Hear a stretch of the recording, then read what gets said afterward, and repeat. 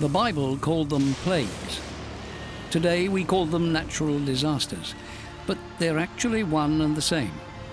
And the biblical plagues are coming back.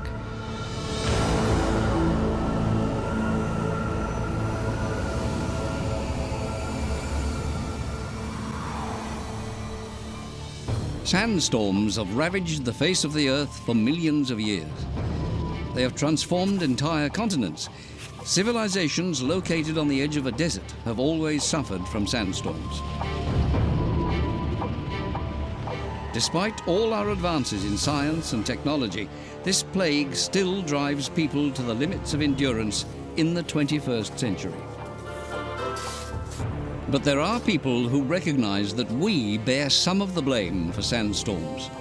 They have declared war on this all-powerful enemy.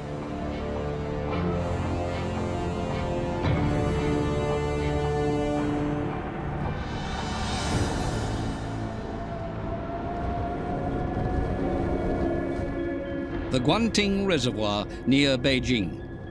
It used to provide the Chinese capital with drinking water, but not anymore. Dr. Christoph Peisert is examining the water with a Chinese colleague. Is it smelly? Yeah. It's completely undrinkable. Foul water. It's terrible. Foul water. Yeah. What do you think? Is it quality grade 4? 4 or 5. Maybe even 5. 5, the worst level for drinking water. What is inside? What do you think? Oh, smells like some chemicals, Yeah. chemical elements. There's a lot of. I don't know. What you can see, of course, is basically from the agriculture. Yeah. This is Chemical fertilizer. This is a new problem, but it's an echo of a crisis first recorded thousands of kilometers away, thousands of years ago. Egypt, 1500 BC. The pharaoh was building a new royal city. He needed workers and used the Israelites as his slaves. After generations of oppression, the people of Yahweh demanded their freedom. But Pharaoh hardened his heart. He refused to let the Israelites go. Again and again, Moses went to Pharaoh and warned him of the plagues that the Lord would visit upon the land of Egypt. Then the waters of the Nile turned to blood. Poisonous algae killed the fish. Frogs bred uncontrollably and invaded people's homes. They were soon followed by mosquitoes and flies. Diseases killed cattle and other animals. Hailstorms destroyed the harvest, and locusts devoured anything that was left. But Pharaoh was unrelenting. God sent more plagues. Right. Then the Lord said to Moses, "Stretch out your hand towards the sky, so that darkness will spread over Egypt, darkness that can be felt." So Moses stretched out his hand towards the sky, and total darkness covered all Egypt for 3 days. No one could see anyone else or leave his place for 3 days. I think the Egyptian people and their economy would have been devastated, and now they had this particularly bad dust storm. And these dust storms occur today. They're called Kamsin dust storms, and they occur typically in March and April. So these people who hadn't very much food left at all, they had to stay indoors because they couldn't go out for 3 days. And personally, they would have been shattered. They would have been really depressed, I think. The whole Egyptian nation would have been in a terrible state.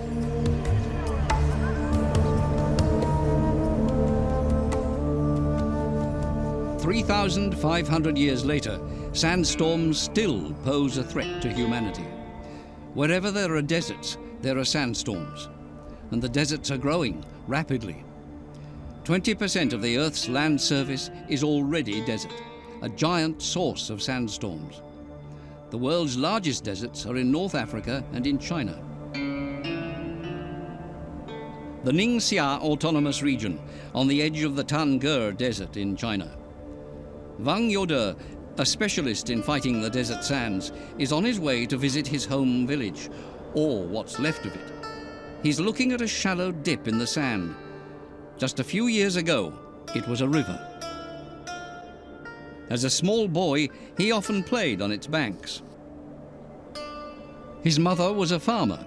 She tended land on the other side of the river. Its yield used to feed the family. 田沙化了，植被也没有了，草原你看现在都弃耕了，现在过去的田都成了沙丘了，现在太荒凉了，太荒凉了，人就没办法生存。过去这个地方的鸟也多，这个动物也多。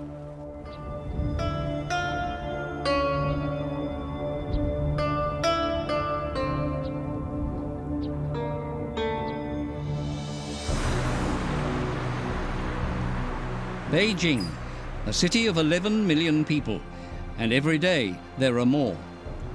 This modern metropolis is growing exponentially, and so are its problems. Its climate is changing. It has less and less rain. Drinking water is running short, and sandstorms attack the city more and more often. The Chinese call the sandstorms yellow dragons. They usually strike between January and April.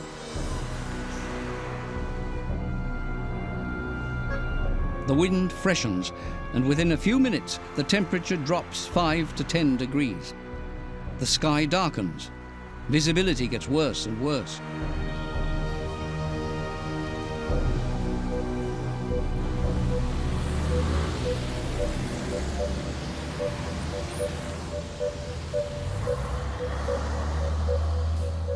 Beijing isn't far from the Gobi Desert. The Gobi sands are constantly on the move.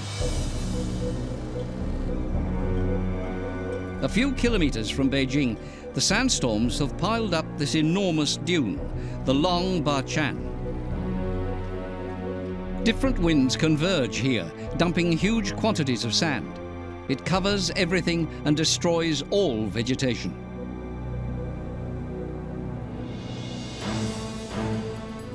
A group of international experts is examining this phenomenon. They're trying to understand the connections between human activity and environmental changes. I think here's a lot of pollution coming also from the industry.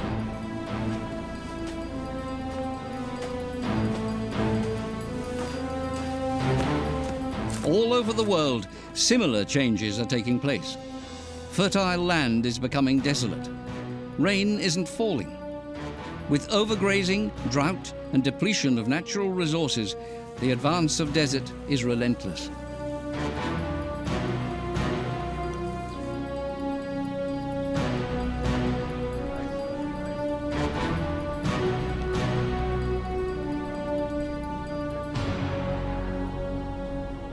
Kilometre by kilometre, the sand is swallowing up fertile land. China loses 3,500 square kilometres to the sandstorms every year. That's more than a small country like Luxembourg.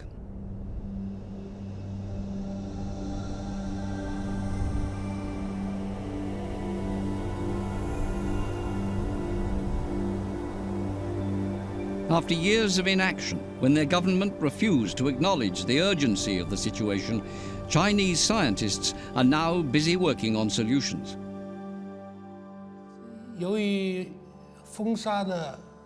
Researchers at the Beijing Forestry University are only too aware of the disaster that's taken place. Sandstorms and dunes are advancing across the country, burying homes and agricultural land alike. The sand is advancing in Ningxia and in Inner Mongolia, explains Professor Wang Lixian, a veteran of Chinese desert research. The government knows the sand is permanently destroying fertile land, land that's urgently needed to feed China's 1.3 billion population.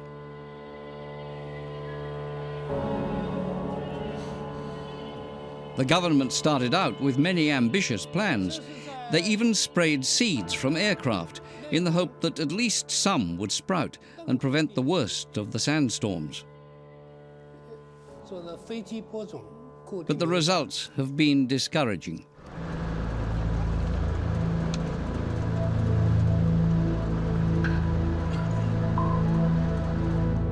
Christoph Peisert is one of the experts advising the Chinese government. The German Society for Technical Cooperation, GTZ, is financing the international support group. Peisert has lived in China for nearly 20 years. He gives expert advice on how to grow trees in dry, impoverished soil. He specializes in forestry development. In the past few years, thousands of workers have laid down squares of straw in the desert sand, across several hundred square kilometers. Dry straw like this cannot grow, but it can protect small plants from the wind. The idea is for it to act as a brake on the storm winds to give young plants a chance. But all too often, the wind destroys the straw barriers, and the desert warriors have to start all over again.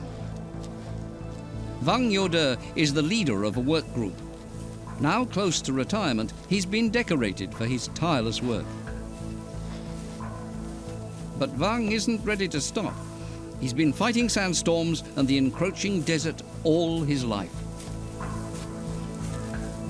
He doesn't want to give up until he has won, at least in his own backyard. He's glad to have the help of the European experts. One of the scientists from GTZ is visiting to check on their progress. Wang tells her how his team protect themselves when a sandstorm takes them by surprise.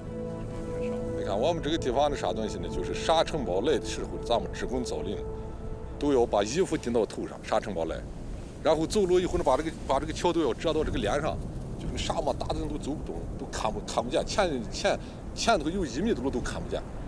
哎呀，这个从我这20多年的治沙，我感觉难度很大，但只要我们有决心、有信心，是不可怕的，能战胜的。但这不是一个人能战胜，世界人民要来战胜它，全中国人还不行，全世界人要来战胜，包括我们大家都有这种信心，才能把沙漠治理住，才能为子孙后代造福，才能为子孙后代的生存来保护这片大地。唯有这样，我一个人还不行。China's deserts cover an area larger than France, Germany, Austria and Switzerland combined. To plant them with vegetation is a colossal task, but the outcome isn't crucial to China alone. As storms increase in size and frequency, sand from all the deserts of the world is constantly moving. Climate scientists estimate that 5 billion tons of tiny particles enter the atmosphere every year. Some of them travel up to 10,000 kilometers. Where do they all go? That's a question for Professor Matthias Schott of the UNAM Research Center in Graz, Austria. Using satellite imagery, he can follow the sandstorm's journeys. In diesem Fall werden große erhebliche Sand- und Staubmassen von den Wüsten nordöstlich Pekins verfrachtet in Richtung Osten und hier in diesem Fall über Peking und bewegen sich hier Richtung Meer. Und das hat natürlich sehr starke Auswirkungen auf die Luftgüter für die Bevölkerung, leidet sehr unter solchen Sandstürmen. Und diese Sandstürme gehen auch über Kontinente hinweg. Die machen eben nicht Halt hier an Landesgrenzen, sondern das sind eben Phänomene, die global zu beobachten sind. The pictures show that China is not the only country to supply the raw materials for sandstorms. They come from Africa too. Red dust from the Sahara is carried all the way to Europe. Jeder kennt diesen feinen rötlichen Staub, der manchmal auf den Autos liegt oder auf den Blättern liegt. Das ist alles Staub, der von der Sahara Richtung Norden nach Europa verfrachtet wurde.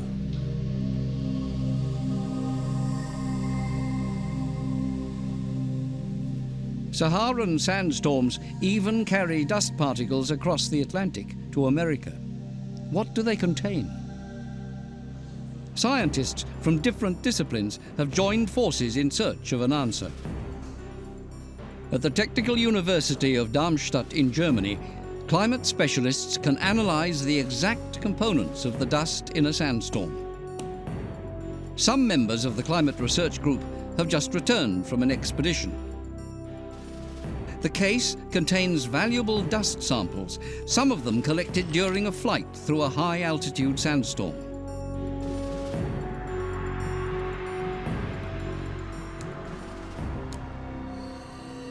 The dust is examined under an electron microscope.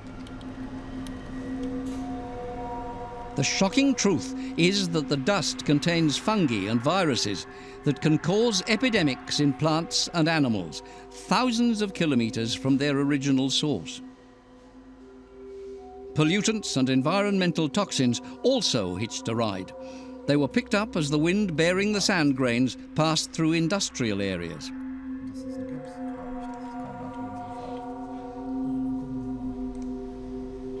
Neben dem Mineralstaub, der ja aus der Taklamakan und der Gobi in Richtung nach Osten transportiert wird, der geht über die großen Industriezentren von China hinweg. Da ist natürlich der Mineralstaub eine willkommene Oberfläche, auf die dann Sulfate und alle möglichen anderen Umweltverschmutzung über Tausende von Kilometern herausgetragen wird in Richtung japanische See. Ist das das Spektrum, was dazugehört? Modern technology not only allows the scientists to examine individual samples, it also enables them to analyze many thousands of dust particles from a single sandstorm. The experts can trace many of the particles back to their geographical origins. They can distinguish between the sand itself, made of quartz and minerals, and the fine organic material produced by living organisms and by industry. Der Sandsturm am Boden liefert dann die notwendige Energie, dass das Feinmaterial, was deutlich kleiner ist wie der Sand, auch hoch genug emittiert werden kann, dass es dann weltweit verfrachtet werden kann. Nothing escapes this forensic examination. The substances that are carried far beyond China's borders are sometimes entirely natural, but often they're man-made. Industrial and domestic waste, exhaust gases, and byproducts of biological processes. Environmental problems are a global issue.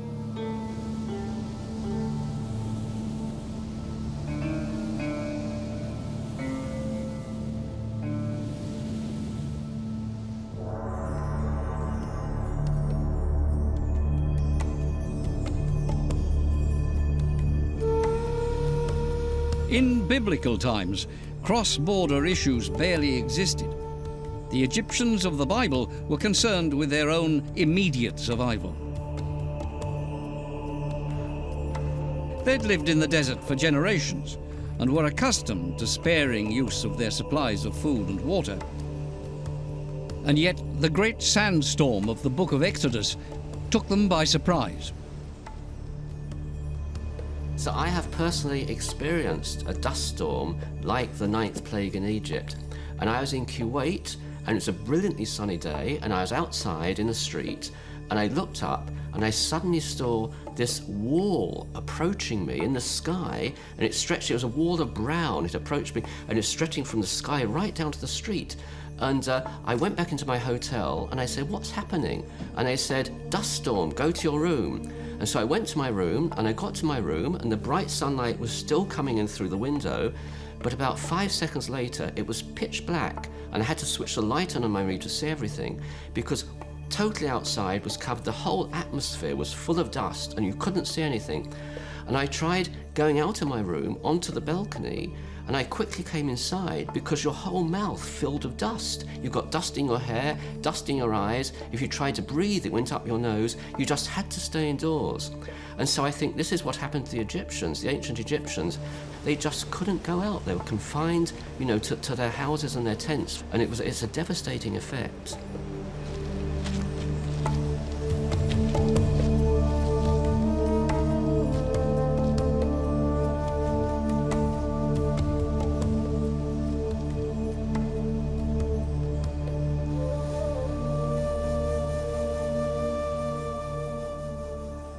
The Chinese have ambitious plans to combat sandstorms.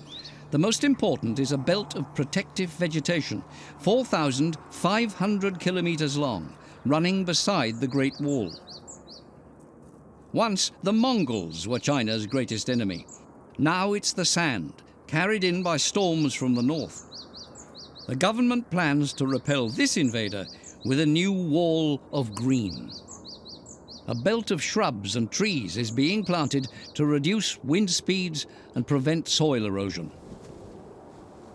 350 million people are involved in what is officially called the Three North Protection Project. All the participants are active campaigners against desertification, according to the head of the project, Pan Yingzhen. 我们通过这项工程，应该讲是培育了一大批的，就是治沙的英雄吧，所以在改善环境、改善农业生产条件的同时，也强化了人们的这个绿化意识，确实是可以说是它是一场绿色革命。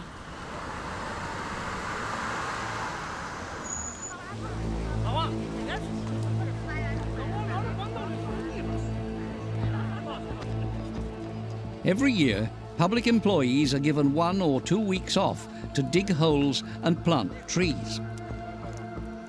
Vacant fields and empty plots are to be transformed into forests.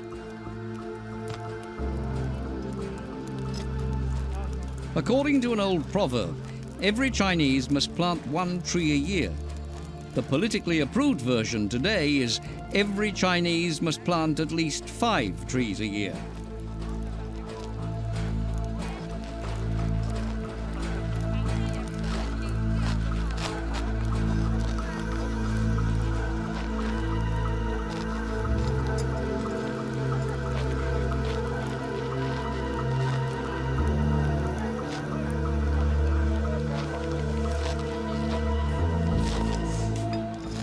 If all of the 1.3 billion Chinese did their duty, that would mean 7 billion new trees. An amazing step forward. If only the earth weren't parched, the climate difficult, and gales frequent.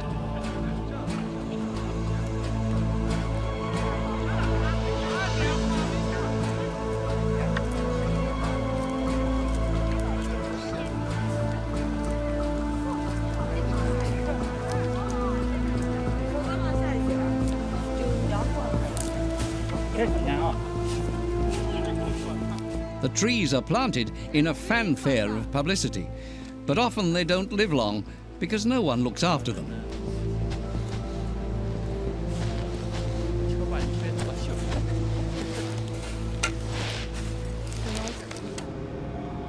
And there's another problem: parasites.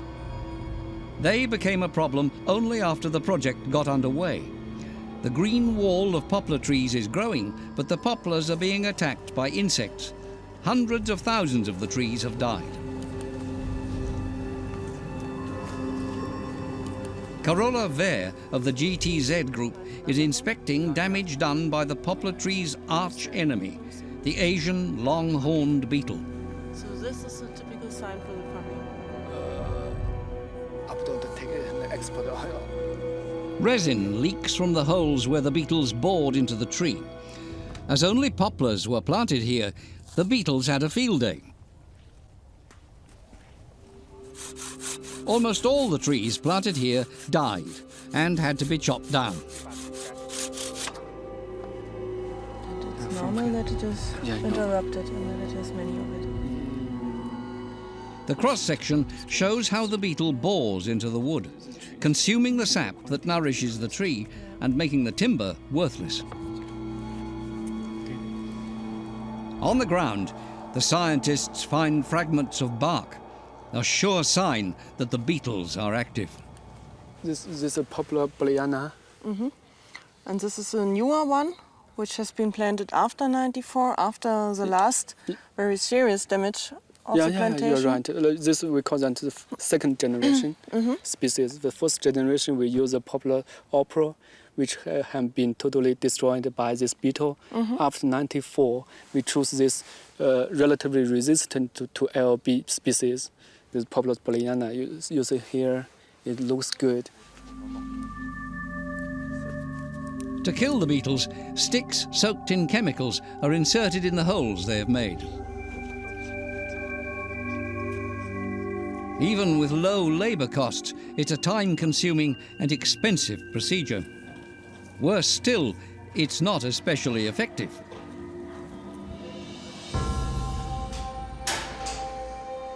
So in the lab, they're looking for natural enemies of the beetle. Scientists have identified a predator that destroys the beetle's larvae. It's an insect by the name of Dastarchus. Now they're breeding them en masse in petri dishes. If they go on reproducing like this in nature, there may be a chance of defeating the long-horned beetle.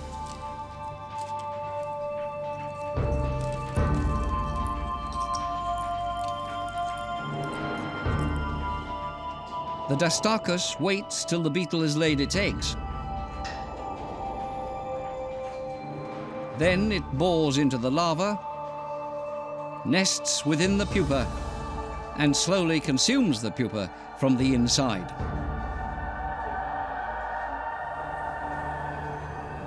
But even if all these problems are solved, the greatest enemy is the lack of water. Sand is very bad at retaining moisture.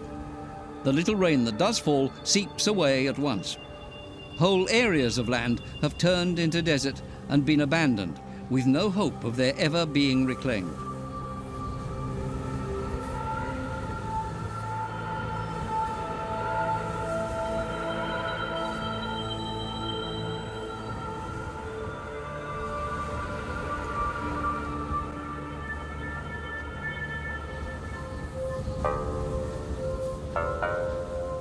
Wang Youde planted trees on this spot 40 years ago, during the Cultural Revolution. 最后慢慢的就弃耕了。这个地方过去都是开过2天，都有2天，2天最后也沙没了，现在已经沙化了，人全部搬走了。这个地方过去要住的接近要100多号人，接近200号人呢，就在这个地方都生存，最后都搬走了。你看现在都房子成这个样子，这都是夯子，这个。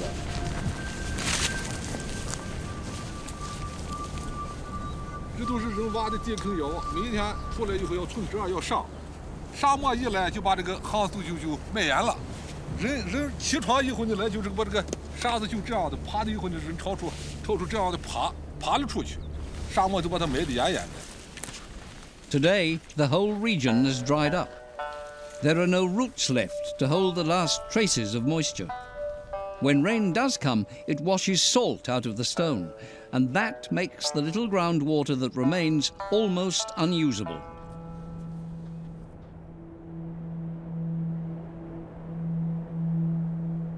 In many parts of China, drought makes new planting almost impossible. And where there's no green, the rainfall declines even further.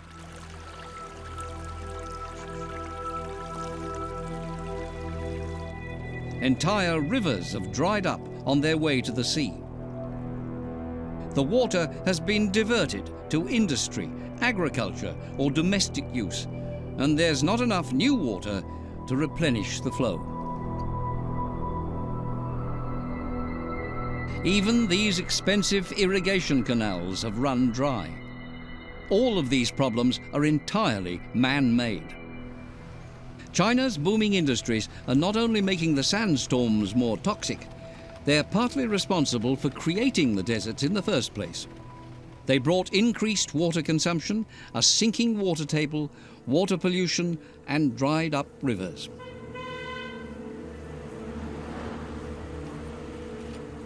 Here too, just 100 kilometers from Beijing, there are dangerous water shortages. In this, the catchment area of China's capital, rainfall has declined over the last few years. Sometimes many months go by without a single drop of rain.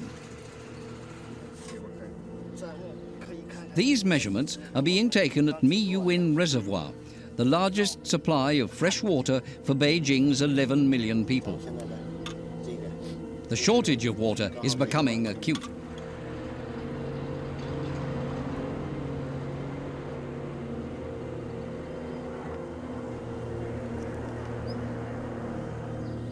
Miyuin Reservoir was built by damming a river in 1960. Today, the reservoir is almost empty. These islands used to be well below the surface.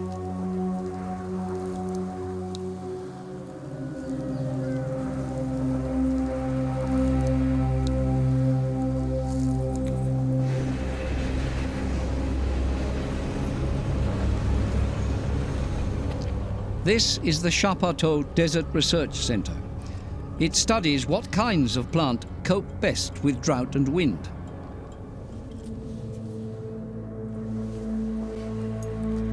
Not all plants are equally good at helping soil conserve moisture. Scientists are testing the ability of various plants to help store the rainfall in the earth. The conductivity of the earth and the density of the soil both play a part.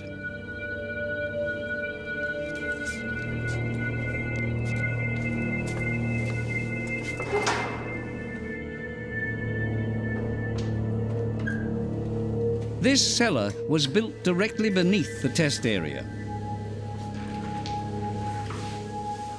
Sensors measure the tiniest changes in the weight of the different samples. They're literally weighing the ground, and they take the measurements daily. The results will help the scientists make sure that the remaining water is used in the best possible way. Next door, their colleagues are analysing different specimens of desert sand. Not all deserts are the same, and neither is the sand. They want to find out which soils and minerals suit which plants, and which plants need least water. The aim is to irrigate desert plantations more effectively.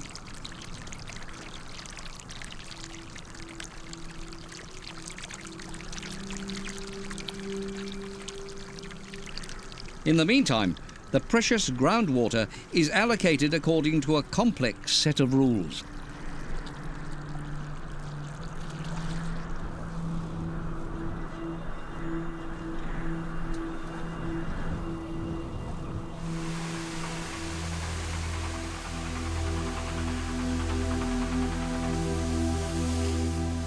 The plants in these greenhouses are specially adapted to the tough conditions of the desert. They can withstand the wind, they resist parasites, and above all, they need very little water or nutrition from the soil.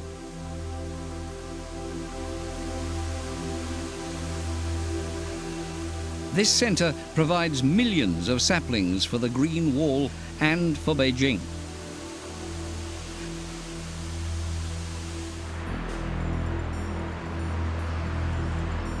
By the time the Olympic Games open, Beijing is hoping to have solved its sandstorm problem. It plans to be safe and clean. Yet the spread of the desert has caused average annual temperatures to rise in Beijing by several degrees. There are said to be plans to move this mega city and build a new capital in a more shielded location. Recently, Beijing experienced its worst sandstorm for 50 years. In the past, wind speeds greater than 130 kilometers an hour were recorded in Beijing once every 5 years. Now, sandstorms reach these speeds 2 or 3 times every year. So the government has taken further steps to get the sandstorms under control. Agricultural land surrounding the city is to be transformed into forests, in part forests of fruit trees. This is Christoph Peisert's area of expertise. He's on his way to a village called Maoshe-go, where he will explain to the farmers that planting fruit trees can pay. He's well aware that another aim of this policy is to protect Beijing's remaining drinking water.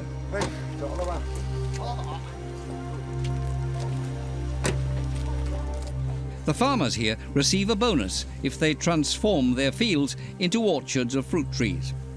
Government subsidies, plus the prospect of income from the fruit, should guarantee that the farmers will look after the trees they plant. 都花了。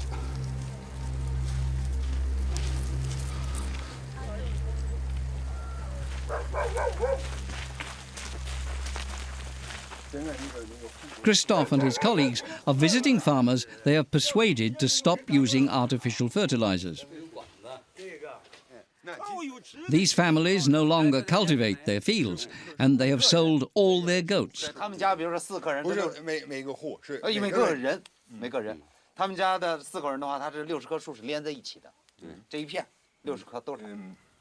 蔬菜一般的是自己产的，就是在村子里边。自己个人。 The head of the household now earns his living as an itinerant worker. But to make ends meet, the family relies on the extra money they make from their pear harvest. Es geht eigentlich darum, den Obstbau auch als Hebel zu benutzen, damit der sehr große Anteil, den die haben an Forstflächen, damit diese Forstflächen auch gestaltet werden und geschützt werden und vor allen Dingen auch vernünftig bewirtschaftet werden. Das heißt, wir müssten mal fragen,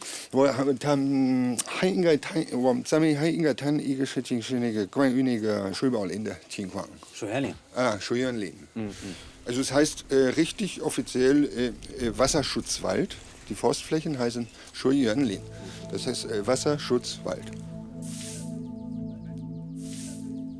Just 2 kilometers below the village is the source for Beijing's drinking water. It's vital that the farmers here do not use artificial fertilizers to increase their yields. Nitrates and phosphates would certainly leach into the water, with terrible consequences.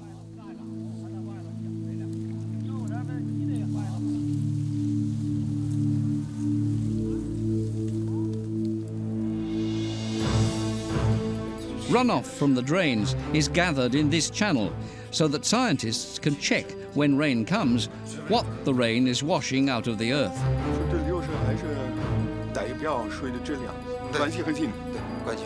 Da ist in den letzten Jahren zunehmend zu beobachten, dass die Anteile an Nitraten wachsen. Nitrate. Nitrate und Phosphor. Also das ist ein ganz klarer Hinweis, dass zu viel gedüngt wird, dass zunehmend mehr Residuen vom Dünger mit in das Wasser und damit in den Stausee gespült werden.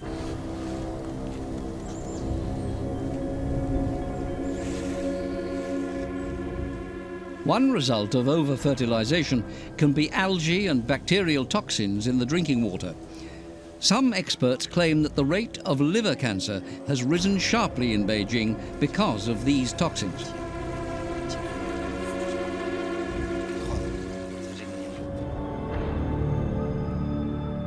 Problems with drinking water, drought, overgrazing and food shortages have a long history in China.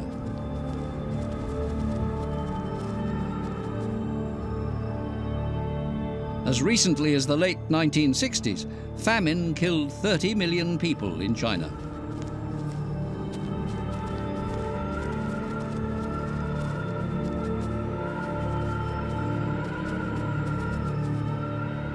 Wang Youde was then a young man. He knows that in spite of China's rapid growth, or perhaps because of it, the threat of famine still exists. His life goal, to defeat the desert, is a strategy for survival.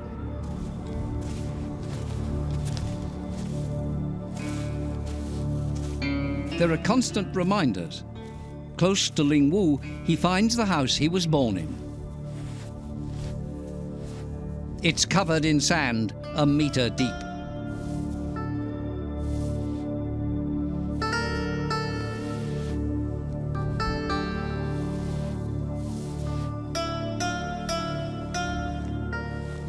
Wang knows that his struggle will influence future generations, for the sandstorms may have serious consequences for the climate of the future.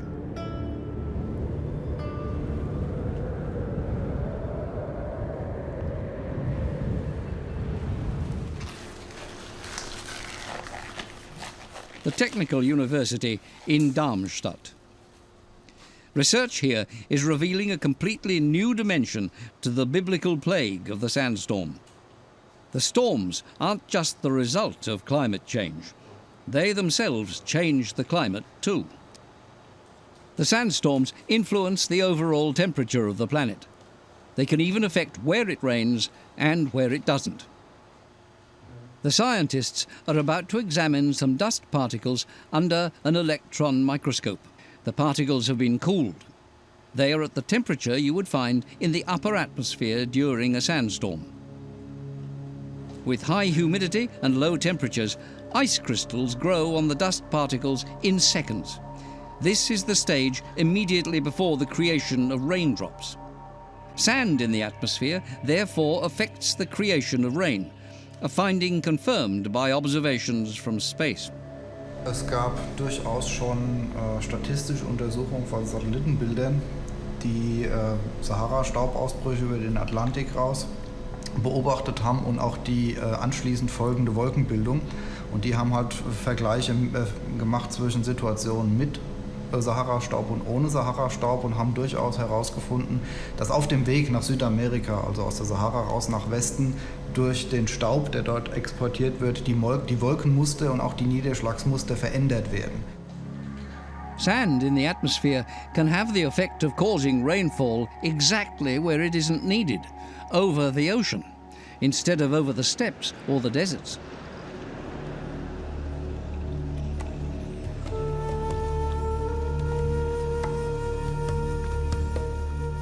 The ancient Egyptians can have known nothing of such connections. They experienced drought and storms, and they suffered the darkness of the 9th plague, defenseless before the forces of nature. The normal sandstorms just last normally a few hours. The 3-day one, they would have seen it as something very severe. The consequences would have been that at the end of these 3 days, they would have been extremely hungry and extremely thirsty, I think, because I think they would have exhausted the supply of food and water they had in their houses.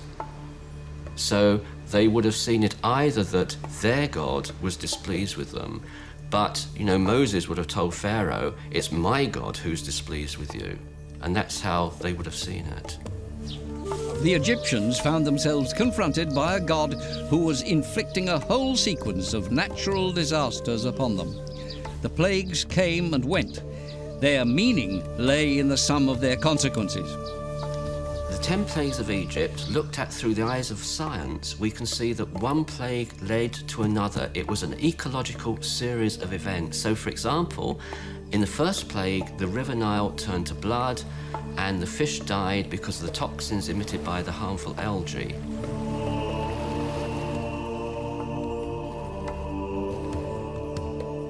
The toxic algae turned the Nile blood red and made the water undrinkable for man and beast. A disaster in a hot desert country like Egypt. The stench was terrible, but worse still, all the fish in the Nile died. The fishermen couldn't work, and Egypt lost a major source of its food.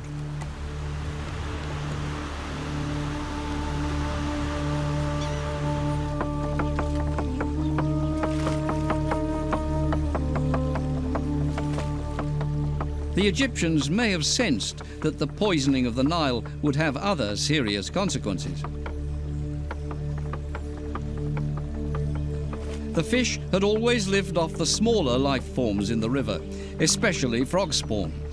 As soon as the fish disappeared, the frogs and toads could breed unhindered. They emerged from the stinking waters and entered the Egyptians' houses in their tens of thousands.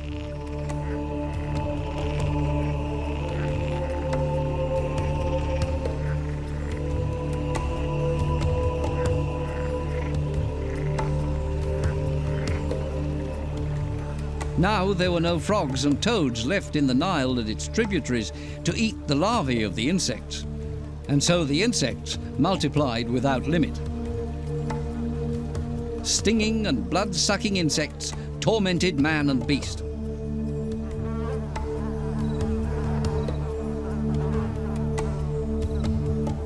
The result was fever, malaria, boils and pox. Festering wounds tortured villagers and their animals.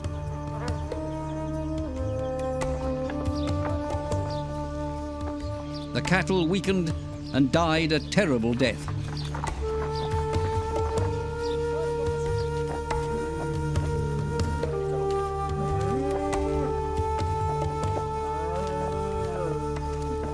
All those plagues were resulted from each other.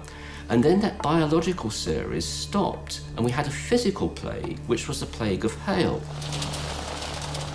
Hailstones fell and struck dead the animals which, in spite of Moses' warnings, had not been brought under cover. The hail destroyed the corn days before the harvest. Thunder and lightning crisscrossed the country, and the storms had a terrible impact. The strong winds brought the makings of a new plague.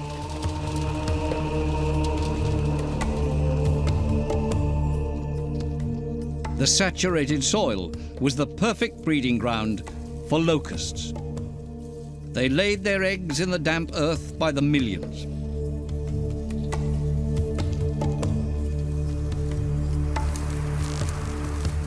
They reproduced at astonishing speed.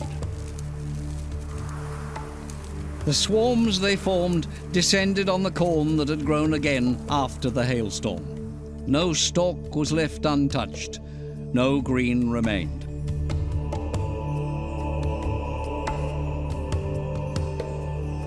The ninth plague was a plague of darkness, and the Bible describes it as darkness that can be felt.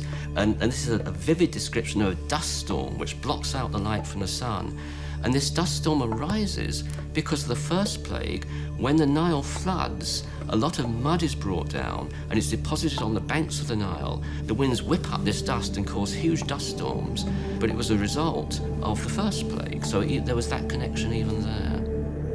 Red dust from the Nile's tributaries could have fed the toxic algae and could also have been the raw material for an especially thick sandstorm. Thus, the first plague was the cause of the last plague. The circle closed.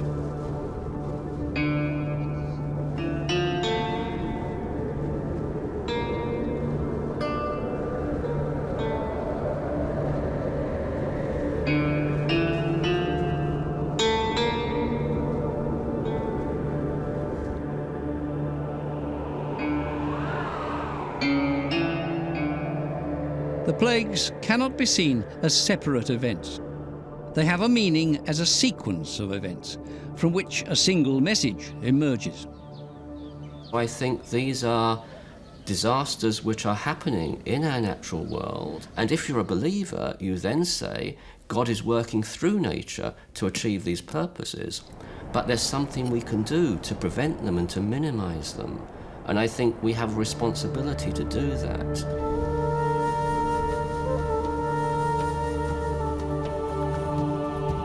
And then, in the Bible, came the 10th plague. God let all the firstborn of the land of Egypt die in a single night. Only then did Pharaoh let the Israelites go.